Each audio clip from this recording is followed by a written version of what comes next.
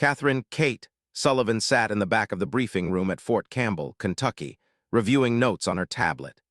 At 63, she'd learned to make herself invisible in rooms full of military officers who didn't want to hear from a gray-haired civilian contractor. Even if that contractor had more combat experience than everyone else in the room combined. The briefing was for Operation Mountain Thunder, a major training exercise in the rugged terrain of the Fort Campbell training grounds. 200 soldiers would participate in a simulated combat scenario designed to test their readiness for deployment. Captain Jason Rivers stood at the front of the room, pointing to a digital map projected on the screen. He was 31 years old, West Point graduate, Ranger qualified, and convinced he knew everything there was to know about tactical operations. "The operation kicks off at 0600 tomorrow," Rivers said, his voice confident and clear. "Alpha Company will move through this valley here, establish a forward operating base at Grid Romeo 7, then push north to engage the OPFOR." Kate looked at the map and felt her stomach tighten. Romeo 7 was in a low-lying area surrounded by high ground, tactically vulnerable, easy to pin down. She raised her hand. Rivers glanced at her, his expression showing mild irritation. "Yes, Miss Sullivan." "Captain, that FOB location concerns me. You're putting your base in a natural kill zone, surrounded by elevated positions. If the OPFOR has any tactical sense, they'll occupy those heights and you'll be trapped." "Ms. Sullivan," Rivers said with barely concealed condescension, "I appreciate your input, but we've conducted extensive planning. The speed of our movement will prevent OPFOR from securing those positions. We'll be in and fortified before they can react. In a training exercise with a predetermined OPFOR commander who knows your timeline, that assumption is dangerous." "It's not an assumption, it's a calculated tactical decision based on current doctrine." Rivers's smile didn't reach his eyes. "With respect, ma'am, this is a modern military operation. Things have evolved since. Well, since whenever you last saw active service." The room went quiet. Several younger officers shifted uncomfortably. Kate felt the familiar sting of dismissal, but she kept her expression neutral. "My last deployment was 3 years ago," Kate said evenly. "And I've been studying tactics for 40 years. The principles of terrain advantage haven't changed." "I'm sure they taught you well at whatever staff college you attended," Rivers said, his tone making it clear he didn't think she'd attended any such thing. "But this is a complex, multi-phase operation designed by officers with current combat experience. We've accounted for all variables." Kate wanted to tell him about her 28 years in the Army, including 15 in Special Forces, about the multiple combat deployments, about the missions she'd planned and executed in terrain far more challenging than Fort Campbell's training grounds. But she'd learned that telling young officers about her background usually made things worse. They either didn't believe her or felt threatened and became even more dismissive. "Understood, Captain," Kate said quietly. "I'm just here to observe and advise when asked." "Exactly," Rivers said, turning back to his briefing. After the meeting, Kate was approached by Major Lisa Chen, the exercise coordinator. Chen was in her 40s and one of the few officers who treated Kate with respect. "He's making a mistake with that FOB location," Chen said quietly. "I know, but he's not going to listen to me." "Because you're a civilian contractor." "Because I'm a 63-year-old woman who doesn't look like a soldier anymore. To him, I'm probably someone's aunt who took a job to supplement her pension." Chen smiled sadly. "For what it's worth, I read your contractor file, your real file with the classified annexes. I know exactly who you are and what you've done. Rivers is an idiot for not listening to you." "He's young and confident. I was the same way at his age." "Were you ever that arrogant?" Kate thought about it. "Probably. I just had senior NCOs who weren't afraid to slap me down when I needed it." "Maybe that's what Rivers needs." "Maybe, but I'm not his NCO. I'm just a contractor who gives advice that people are free to ignore." That evening, Kate sat in her small apartment off-post, reviewing the exercise plan on her personal laptop. She'd been hired by the Army's Training and Doctrine Command to observe major exercises and provide expert analysis. Her reports were supposed to identify training gaps and tactical errors. But she'd learned that her reports were often ignored, especially when they criticized the decisions of confident young officers. Still, Kate did her job. She annotated the exercise plan, noting the tactical vulnerabilities she saw. The FOB location was the biggest issue, but there were others. The planned routes exposed the troops to potential ambush. The timing left little margin for error. The command and control structure was overly centralized. All fixable problems, if anyone would listen. Kate's phone rang. It was her son, David, calling from San Diego, where he served as a Navy lieutenant. "Hey, Mom, how's the latest exercise looking?" "Like it's going to be a disaster. The captain in charge thinks he knows everything." David laughed. "Let me guess. Young, Ranger qualified, thinks Special Forces is just a tab on his uniform." "Exactly. I tried to warn him about his FOB location. He practically patted me on the head and told me not to worry." "Did you tell him you were SF?" "No, you know how that goes. Either they don't believe me, or they think I'm exaggerating, or they get defensive about a woman being SF." "You could show them your records." "My records are mostly classified, and I'm tired of having to prove myself to every 20-something captain who thinks experience ended when he graduated from West Point." "So what are you going to do?" Kate sighed. "My job, observe, document, write a report that nobody will read, hope the exercise doesn't go so badly that someone gets hurt." "It's just a training exercise, right? How bad can it get?" "You'd be surprised." After the call, Kate looked at the photos on her mantle. There was one from her Special Forces qualification course in 1995, when she'd been one of the first women to earn the SF tab. Another from Afghanistan in 2008, standing with her team after a successful operation. A third from her retirement ceremony in 2018, receiving her Legion of Merit. Master Sergeant Catherine Sullivan, retired, 28 years of service, expert in unconventional warfare, foreign internal defense, and special reconnaissance. Now just Ms. Sullivan, the civilian contractor whose advice young captains could safely ignore.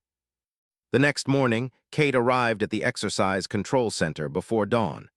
The operation was scheduled to begin at 600, and she wanted to observe from the start. Captain Rivers was there, looking crisp and confident in his combat uniform. He saw Kate and gave a brief nod of acknowledgement before turning back to his maps and radios. At precisely 600, Alpha Company moved out. Kate watched on the monitoring screens as the troops moved through the training area. They made good time initially, reaching the planned FOB location at Romeo 7 by 800. Just as Kate had warned, Romeo 7 was in a low-lying area surrounded by high ground. The soldiers began establishing defensive positions, digging in, setting up communications. And on the high ground around them, the OPFOR was quietly moving into position. Kate could see it developing on the monitors. The OPFOR commander had done exactly what any competent tactical leader would do, occupied the high ground and prepared to trap Alpha Company in the valley. "Captain," Kate said quietly, "OPFOR is surrounding your position. You're going to be pinned down." Rivers glanced at the monitors, then dismissed her concern with a wave. "They're just probing. We'll engage and drive them back." "Sir, they have the high ground. Every approach you take will be uphill under fire. You're in a kill box." "Ms. Sullivan, I appreciate your concern, but we have this under control. These are highly trained soldiers. We know what we're doing." Kate bit back her response. "Fine, let him learn the hard way." 30 minutes later, the OPFOR opened fire. Blank rounds and laser simulators lit up the valley. Alpha Company tried to return fire, but they were shooting uphill at entrenched positions while exposed in the valley. Casualties mounted quickly. Within an hour, Alpha Company had lost 40% of its effective strength, according to the exercise computers. Captain Rivers's confident expression began to crack. He ordered his troops to push uphill to take the fight to the OPFOR, but every attempt was driven back with heavy simulated casualties. By 1100, Alpha Company was combat ineffective. The exercise controllers declared them pinned down and unable to continue the mission. Captain Rivers stood at the command table, staring at the monitors in disbelief. His carefully planned operation had collapsed in less than 5 hours. Major Chen approached him. "Captain, the exercise is paused. We need to debrief and determine how to proceed." I don't understand how this happened." Kate could have said, "I told you so." She could have reminded him that she'd warned about this exact scenario. But she didn't, because Rivers was learning a painful lesson and humiliating him further wouldn't help. Instead, she said, "Captain, can I offer some analysis?" Rivers looked at her, his earlier arrogance gone. "Please." You put your fob in tactically vulnerable terrain because you assumed speed would compensate. But the OPFOR commander knew your timeline and your objectives. He simply waited for you to move into the kill zone, then sprung the trap. It's a classic mistake, prioritizing speed over security. I thought current doctrine emphasizes rapid movement. It does, but doctrine isn't a substitute for tactical judgment. You have to adapt to terrain and enemy capabilities. Rivers nodded slowly. What would you have done differently? Kate pulled up a map on one of the monitors. I'd have established the fob here on this elevated position. It's further from your objective, which costs you time, but it gives you defensible terrain. From there, you send reconnaissance elements to identify OPFOR positions before committing your main force. That's good. That would have worked. It's basic tactics, Captain, but basics win battles. Major Chen spoke up. Ms. Sullivan, the exercise is paused for 24 hours while we reset. Would you be willing to advise on a revised plan? Kate looked at Rivers. The young captain who dismissed her advice hours ago now looked uncertain and perhaps a little humbled. If Captain Rivers wants my input, I'm happy to provide it. Rivers met her eyes. I'd appreciate your expertise, ma'am. Clearly, I have some things to learn. It was a start, but the real lessons were still ahead. And Kate was about to discover that this training exercise was going to become much more serious than anyone had anticipated. The exercise reset took place that afternoon. Captain Rivers, significantly humbler than he'd been 12 hours earlier, assembled his leadership team in a conference room. For the first time, he invited Kate to sit at the table rather than in the back of the room. "Ms. Sullivan," Rivers began, "I'd like to review our plan with your input. I clearly made errors in my initial approach." Kate appreciated the admission. "Captain, you made a common mistake. You focused on the objective without adequately assessing the terrain and enemy capabilities. Let's walk through the operation again, but this time, let's start with what the enemy can do, not just what we want to do." For the next 3 hours, Kate worked with Rivers and his team to develop a new operational plan.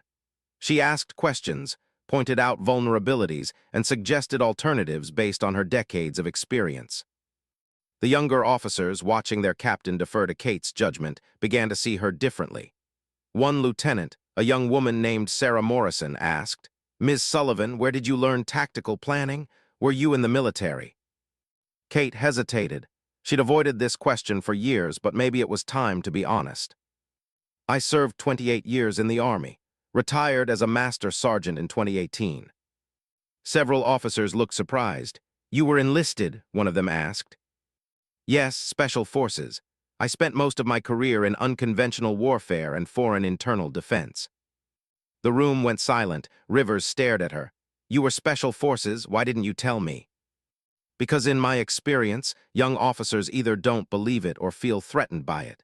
Either way, it makes working together harder." "I would have listened to you if I'd known." "Captain, you should have listened to me based on the quality of my advice, not my credentials. Good ideas are good ideas regardless of who presents them." Rivers nodded slowly. "You're right, I'm sorry. I judged you based on appearance and assumptions rather than on expertise." "Apology accepted. Now let's make sure this next iteration of the exercise goes better." The revised plan was solid. The fob would be established on defensible terrain. Reconnaissance elements would scout ahead before the main force moved. Multiple contingency plans were developed for different enemy actions. Kate reviewed it and found no major flaws. "This is good work, Captain, much better than the first version." "Thanks to your guidance." That evening, Major Chen found Kate in the exercise control center, preparing for the next day's operation. "Word is spreading about who you really are," Chen said. "Rivers told his battalion commander that you're former SF. The colonel is asking why we have someone with your experience as a contractor instead of in a leadership position." Kate smiled. "Because I'm 63 and retired, I don't want to lead operations anymore. I'm happy to advise and teach." "You could do more than that. With your background, you could be running training programs, developing doctrine. I spent my career doing high-stress work. Now I want low-stress work that still lets me contribute. This is perfect for me. Chen nodded. I understand, but I hope you know that some of us recognize your value, even if idiots like Rivers initially didn't. The exercise resumed the next morning at 600. This time, Alpha Company moved cautiously, sent out reconnaissance elements, and established their fob on the high ground Kate had recommended. The operation proceeded smoothly. When OPFOR attempted to ambush the company, they found the Americans in strong defensive positions. The ensuing simulated battle was hard-fought, but Alpha Company held their ground and eventually advanced on their objective. By 1400, they'd successfully completed the mission with acceptable casualties. Captain Rivers was jubilant in the after-action review. Outstanding work, everyone. We adapted to enemy actions, held strong positions, and achieved our objective. Kate was pleased, but noticed something on the monitoring screens.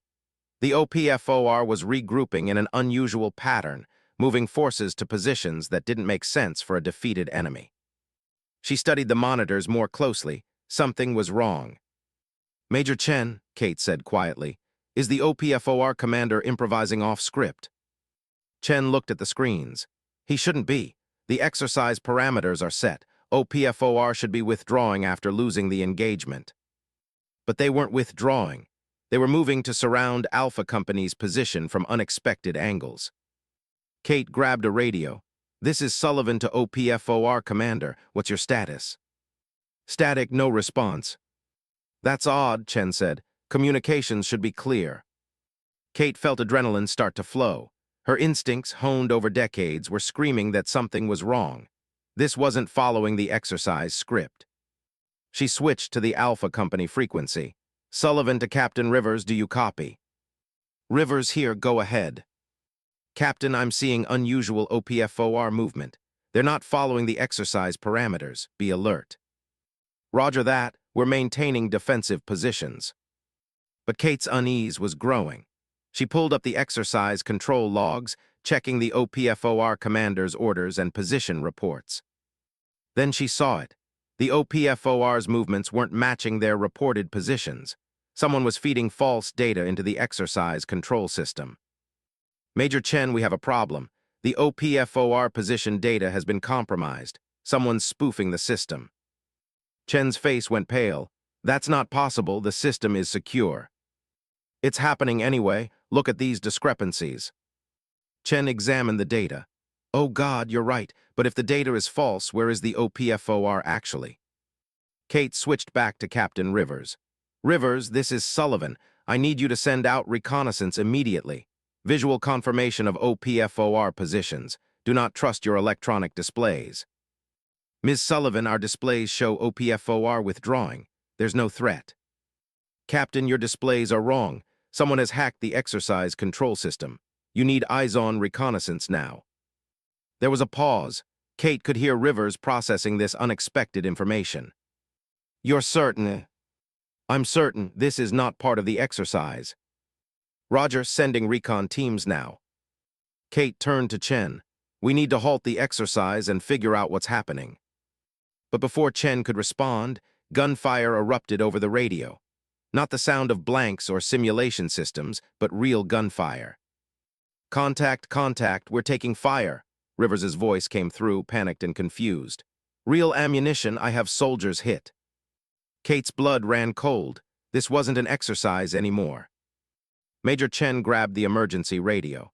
All stations, this is exercise control. Cease fire immediately. This is not a drill. Repeat, cease all firing. We have a real-world emergency. More gunfire, screaming. Chaos on the radio frequencies. Kate was already moving, grabbing her go-bag from under the desk. Years of training took over, pushing aside the shock and fear. She'd planned for emergencies, even though she'd never expected to need those plans as a civilian contractor. Chen locked down the base, Kate said, her voice calm and authoritative. Activate emergency response teams, get medical to the training area immediately, and call the MPs. We have an active threat on a military installation. What's happening? This is supposed to be a training exercise. I don't know yet, but we have soldiers under fire with real ammunition. That means someone either hijacked the exercise or something far worse is happening. Kate pulled on a tactical vest she kept in her locker, old habits from her SF days. She grabbed a radio and made sure it was encrypted on secure frequencies. Captain Rivers's voice came through again, steadier now but urgent. Exercise control, I have 3 casualties, 2 gunshot wounds, 1 serious. We're pinned down. Request immediate support. Kate keyed her radio. Rivers, this is Sullivan. What's your exact position? Grid Romeo 5, in the defensive position we established this morning. Can you identify the shooters? Negative. They're firing from concealed positions approximately 300 meters northeast. They have real weapons and real ammunition. This is not OPFOR. I repeat, this is not part of the exercise. Kate's mind raced through possibilities. A training accident with real ammunition? Unlikely. All ammunition for exercises was strictly controlled. An attack on the base? Possible but unprecedented. Someone using the exercise as cover for violence? Most likely. Rivers, secure your casualties. Establish all-around defense. Do not advance. Help is coming. Kate turned to Chen. I'm going out there. You're a civilian contractor. You can't. I'm a retired master sergeant with more combat experience than anyone else on this base. Those are soldiers under fire. I'm going. Kate didn't wait for permission. She grabbed a first aid kit and headed for the door. Behind her, she could hear Chen calling for the base commander and activating emergency protocols. But Kate was already focused on the mission. Soldiers were in danger. Everything else was secondary. She commandeered a Humvee and drove toward the training area, her mind switching fully into combat mode. The civilian contractor who'd been dismissed by a young captain was gone. In her place was Master Sergeant Catherine Sullivan, Special Forces, responding to troops in contact. And God help whoever was shooting at American soldiers on an American military base. Because Kate was coming for them. Kate drove the Humvee at maximum speed through the Fort Campbell training grounds, following routes she'd memorized during her pre-exercise reconnaissance. The radio crackled with confused, overlapping transmissions as the base tried to understand what was happening. All units, this is base operations.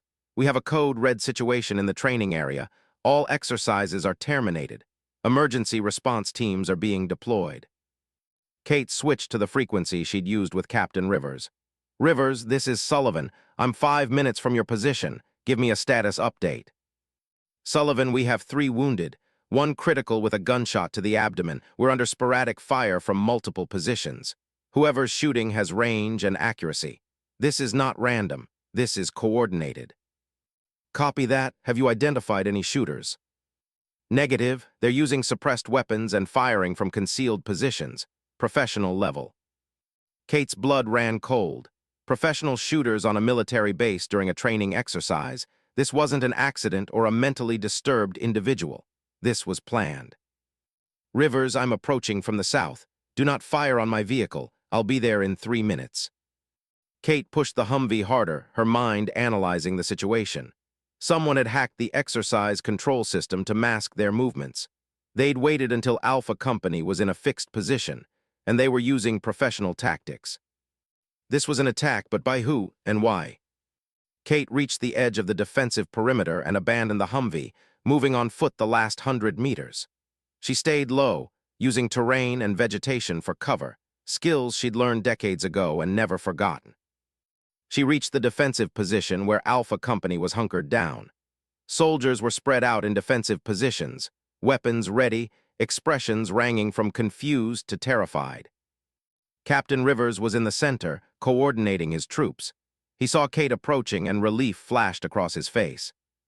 Sullivan, thank God. Captain, show me your casualties.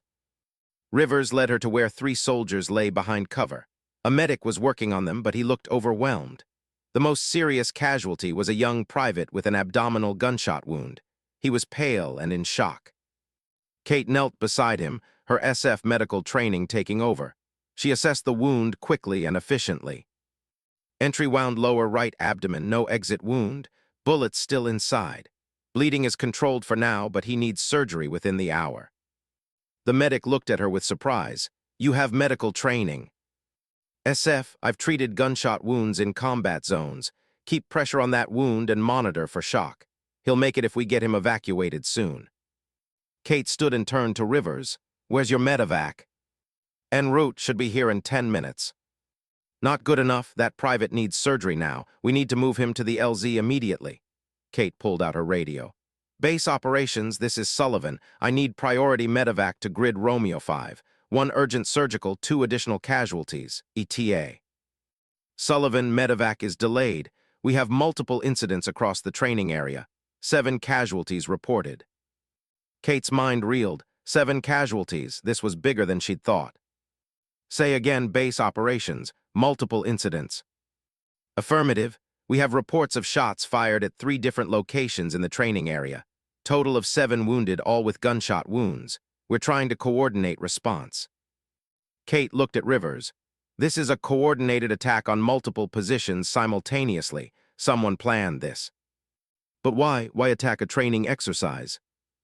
Before Kate could respond, a bullet snapped past her head and impacted the ground behind her. She dropped instantly, decades of training overriding conscious thought. Sniper, she shouted. Everyone down. The soldiers flattened. Another round hit near them, then another. The shots were accurate, deliberate, designed to pin them down.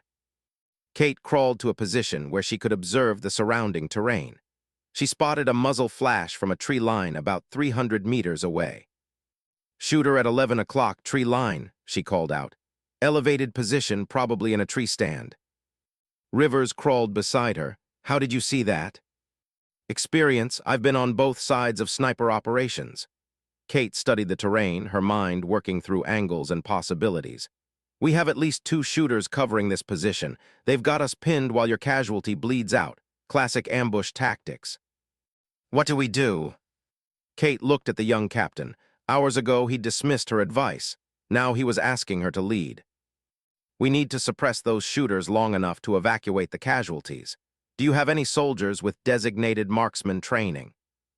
Yes, Private Chen and Sergeant Williams both have advanced marksmanship qualifications. Get them here now. 2 soldiers crawled to Kate's position. She quickly briefed them on the shooter locations. I need you to put suppressive fire on those positions, not to hit them, just to make them keep their heads down. Can you do that? Both soldiers nodded, their training overcoming their fear. On my mark, you start firing. Controlled bursts, aimed fire, keep it up for 60 seconds. That'll give us time to move the casualties to the Humvee. Kate turned to Rivers. Get your medic and 3 soldiers ready to move the casualties. When the suppressive fire starts, you move fast and low. Get them to my Humvee. What about you? I'll coordinate the fire and make sure you get clear. Rivers looked like he wanted to argue, but he recognized the voice of command when he heard it. Yes, ma'am. Kate positioned the 2 marksmen and made sure they had clear lanes of fire. She organized the casualty evacuation team. Then she took a deep breath. This is going to get loud and chaotic. Everyone knows their job. Nods all around. Okay, marksmen, on my mark. 3, 2, 1, mark. The 2 soldiers opened fire, their rifles cracking in controlled bursts.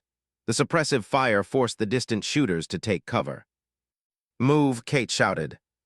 The evacuation team grabbed the casualties and ran in a crouch toward the Humvee. Kate provided covering fire with her sidearm, though at 300 meters it was mostly psychological. The team reached the Humvee and loaded the casualties. The critical private was placed in the back with the medic. Go, Kate shouted. Get them to the aid station. The Humvee roared away, carrying the wounded to safety. Kate turned back to the defensive position. The suppressive fire was still ongoing, but now the shooters were returning fire more actively. Rounds were hitting closer. Cease fire, Kate ordered. Get back to cover.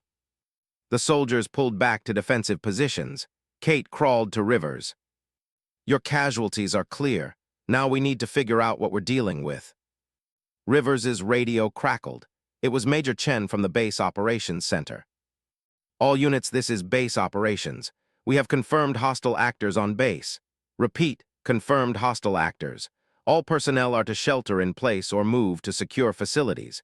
MPs and security forces are sweeping the training area. Kate grabbed the radio.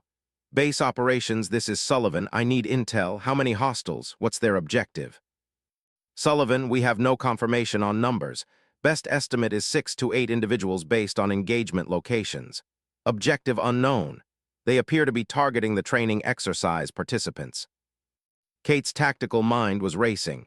6 to 8 shooters, coordinated attack on training exercise participants. This wasn't random violence. This was planned. Base operations, were there any threats received prior to this exercise? Any intelligence about potential attacks? There was a pause, then a different voice came on the line, the base commander, Colonel Marcus Webb. Sullivan, this is Colonel Webb. We received a vague threat 3 days ago. Anonymous message claiming the exercise was an illegal military operation on U.S. soil. We assessed it as not credible. Obviously, we were wrong. Kate felt pieces clicking into place.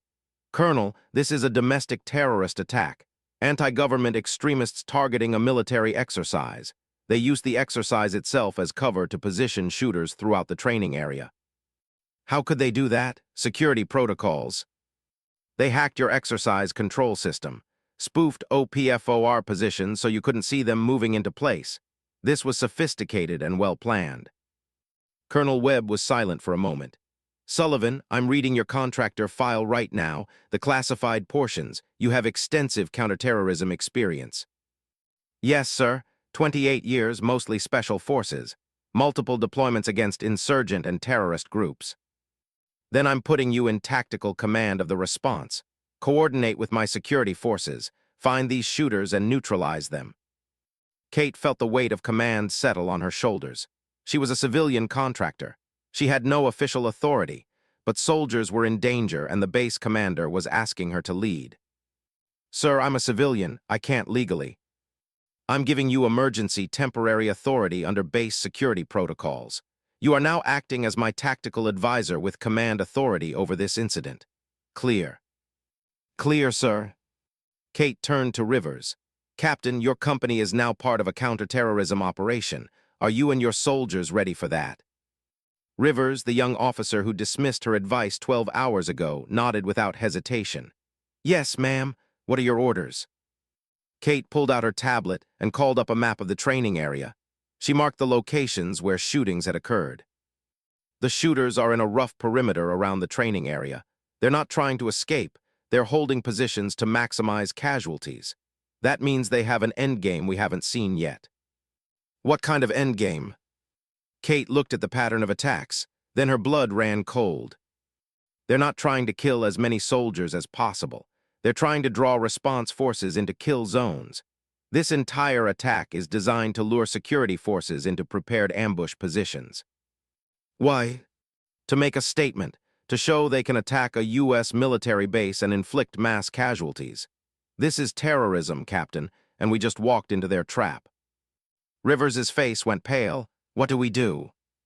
Kate studied the map, her mind running through decades of tactical experience. She'd faced insurgents and terrorists in Iraq and Afghanistan. She'd planned and executed raids against hostile forces. And now she had to do it again, on American soil, with young soldiers who'd never faced anything like this. We're going to hunt them down, Kate said quietly. But we're going to do it smart, no rushing into ambushes, no playing by their rules. She keyed her radio. All security forces, this is Sullivan, acting tactical commander. I need all units to hold position and await orders. Do not advance on suspected shooter locations. I repeat, do not advance. They're waiting for you to walk into kill zones. Kate looked at Rivers and the soldiers around her. Young faces, scared but determined. The young captain questioned my advice this morning, Kate said. The mission fell apart. Now the mission is to save lives and stop terrorists. Are you ready to listen this time? Yes, ma'am, Rivers said. What do you need us to do? Kate smiled grimly. What I was trained to do, what I've done for 28 years, we're going hunting. And with that, Master Sergeant Catherine Sullivan stepped fully back into the role she'd retired from 3 years ago. The role of a special operations soldier, eliminating a threat to her country. Age and retirement didn't matter anymore. Only the mission mattered. And the mission had just begun. Kate worked quickly, organizing the response using the tablet connected to the base's tactical network. She could see the positions of all friendly forces and the reported locations of hostile fire. "Here's what we know," Kate said, gathering the unit commanders via radio. "We have 6 to 8 shooters positioned in a perimeter around the training area. They're using professional tactics, suppressed weapons, concealed positions, coordinated fire. They hacked our exercise control system to mask their infiltration." She highlighted areas on her map.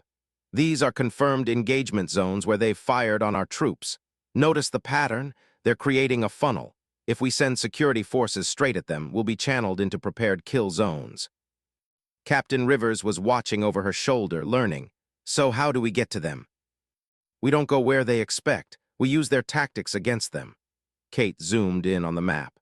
"They positioned themselves based on the original exercise plan, the one I advised you to change. They expected Alpha Company to be in the valley at Romeo 7, not on the high ground where we actually positioned you. So they're set up for an attack that didn't happen." "Exactly, which means their positions are designed for a battlefield that doesn't exist. That's our advantage." Kate coordinated with the MP commander, a young captain named Martinez. "Martinez, I need your forces to create the appearance of a conventional response. Move vehicles toward the engagement zones, but don't commit personnel. Make noise, kick up dust, let them think you're coming straight at them." "And what will that accomplish?"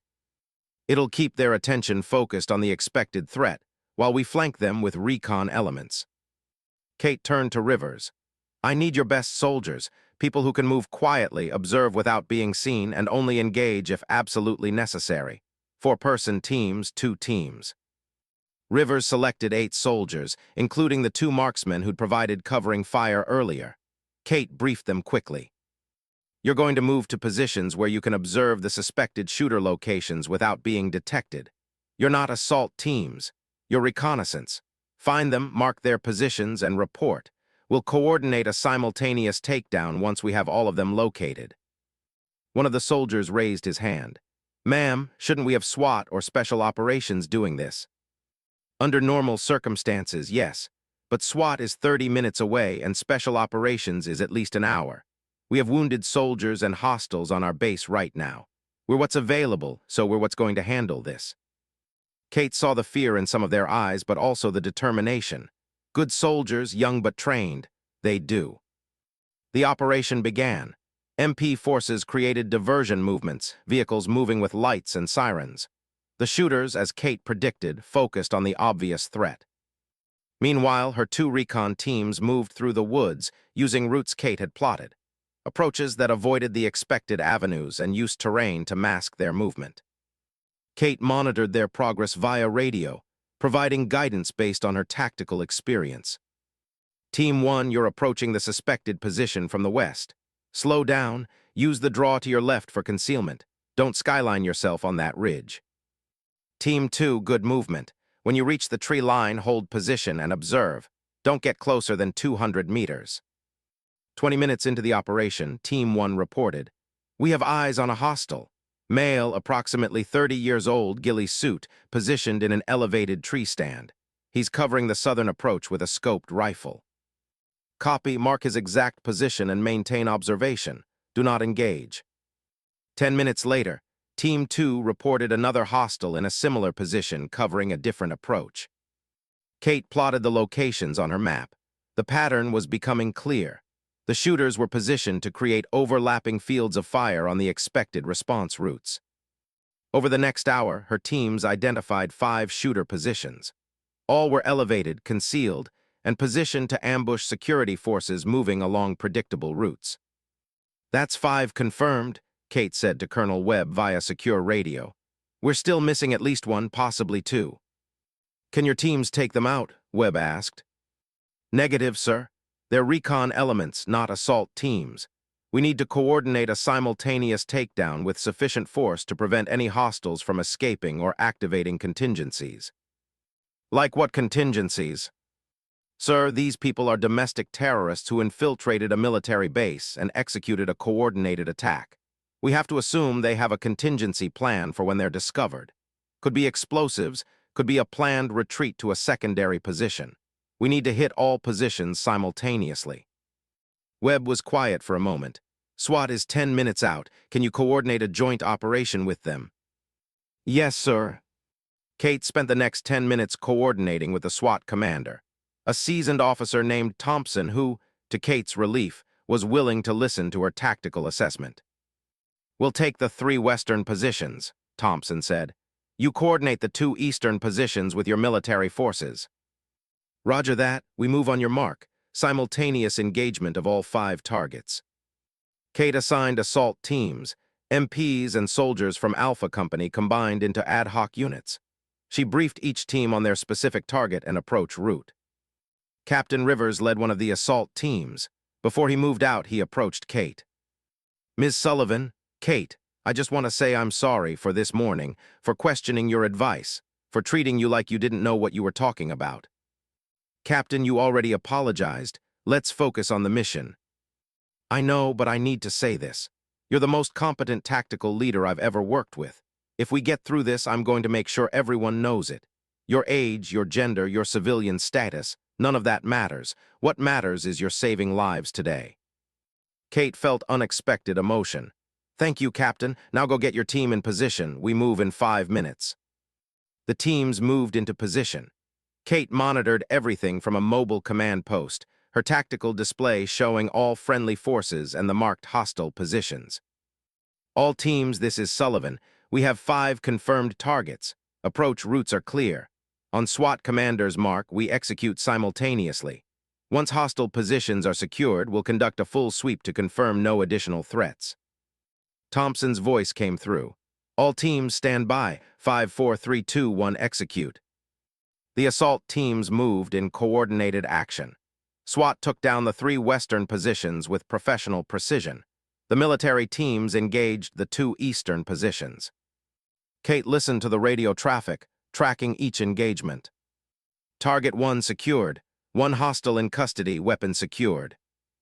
Target 2 secured. Hostile surrendered without resistance. Target 3, shots fired, hostile engaged SWAT, hostile down. Target 4 secured, hostile in custody. Target 5, we have a problem. Kate's attention snapped to Team 5, Captain Rivers' element.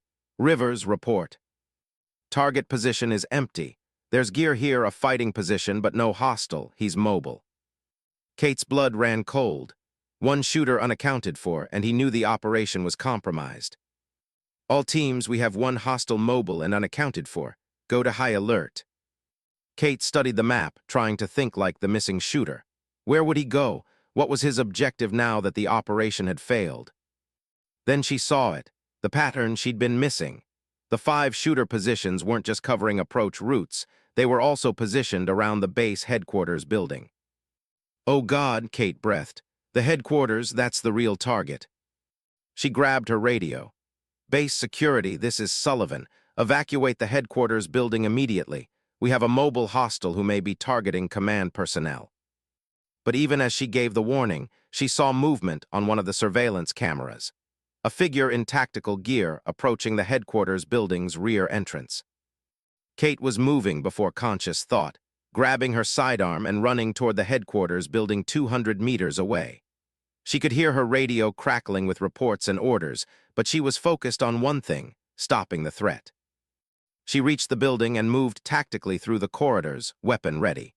Her 63-year-old body protested the exertion, but adrenaline and training carried her forward.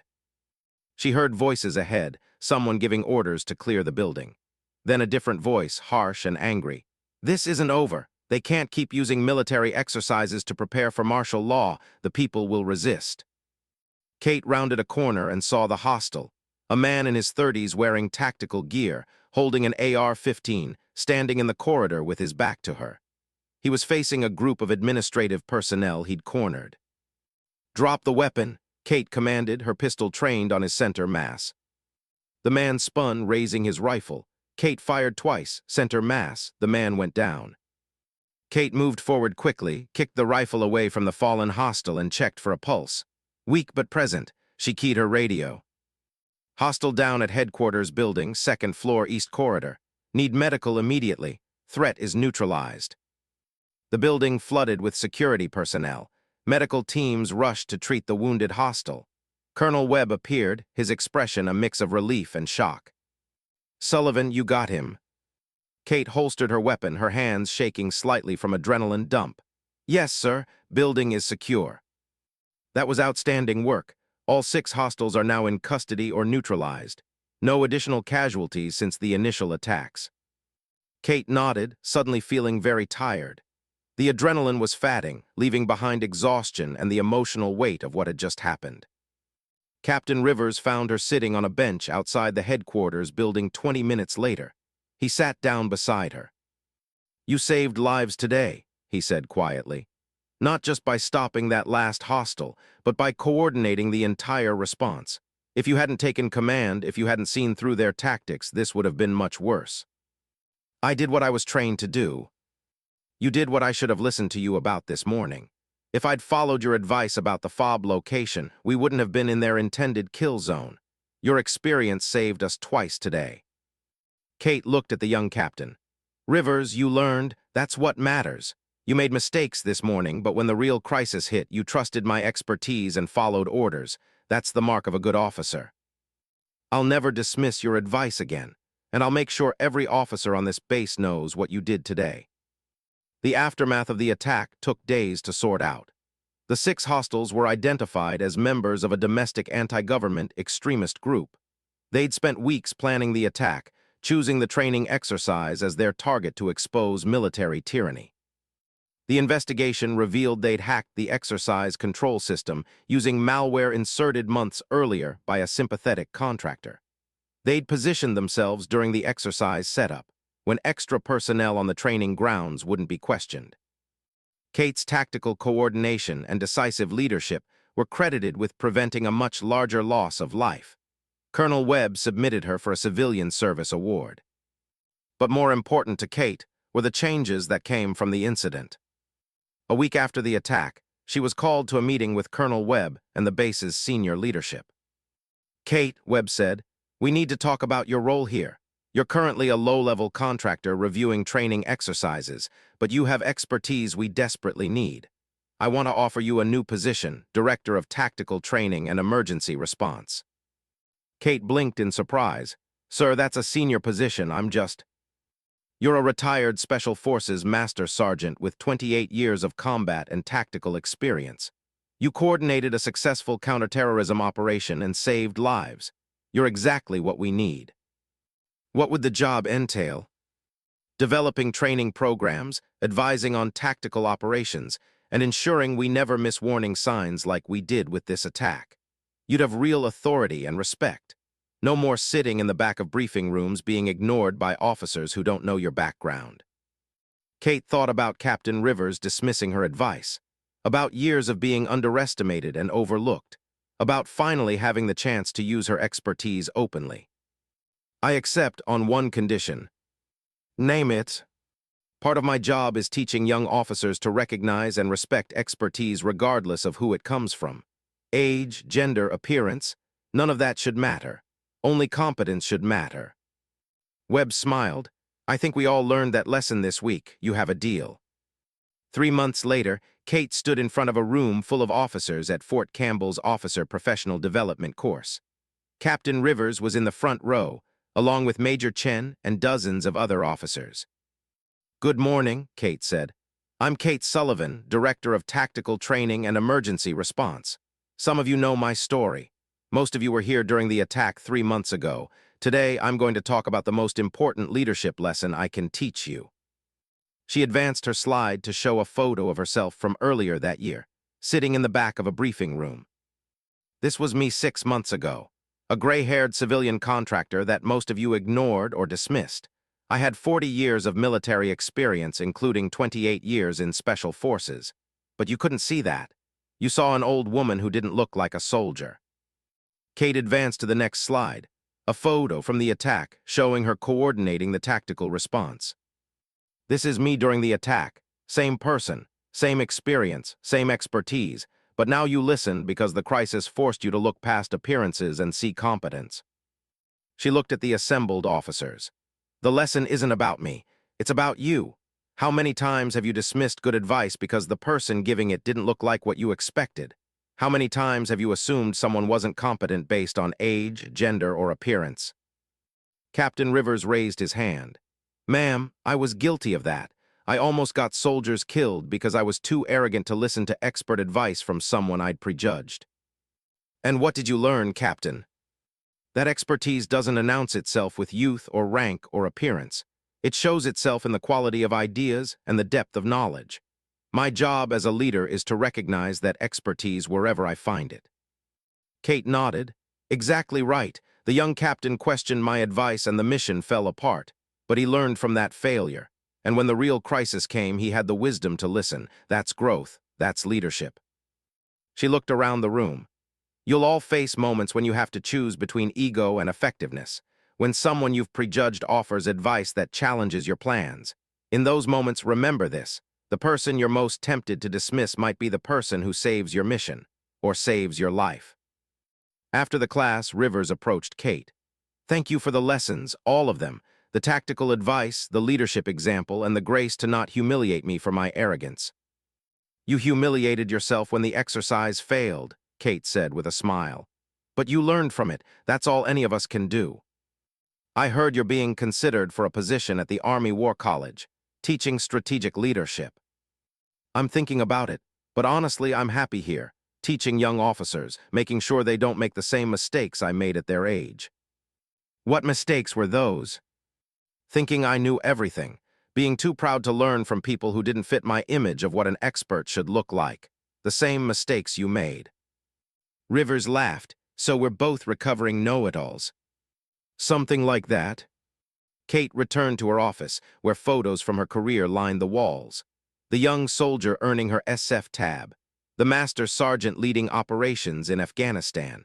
The retiree who'd come out of retirement when soldiers needed her. Her phone rang. It was her son, David. Mom, I saw the article about you in Army Times. Contractor saves base from terrorist attack. I'm so proud of you. Just did my job, sweetheart. More than that, you proved that service doesn't end when you retire, that experience and wisdom matter, that age is an asset, not a liability. After the call, Kate sat quietly, reflecting on the journey from dismissed contractor to respected leader. The young captain had questioned her advice. The mission had fallen apart.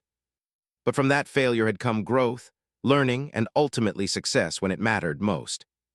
Kate had spent 3 years trying to serve quietly, accepting disrespect rather than fighting for recognition. But the attack had forced her back into visibility, had proven that expertise mattered more than appearance, had shown that decades of experience were irreplaceable. She was no longer invisible. And she was finally using all her skills to serve in the way she was meant to. Not as a retired relic of the past, but as a living bridge between generations, teaching young soldiers the lessons that could only be learned through decades of service. The young captain had questioned her advice, until the mission fell apart. And then he'd learned to listen. That was the real victory. Not the terrorist attack being stopped, but a young officer learning wisdom, and an old soldier finding purpose again.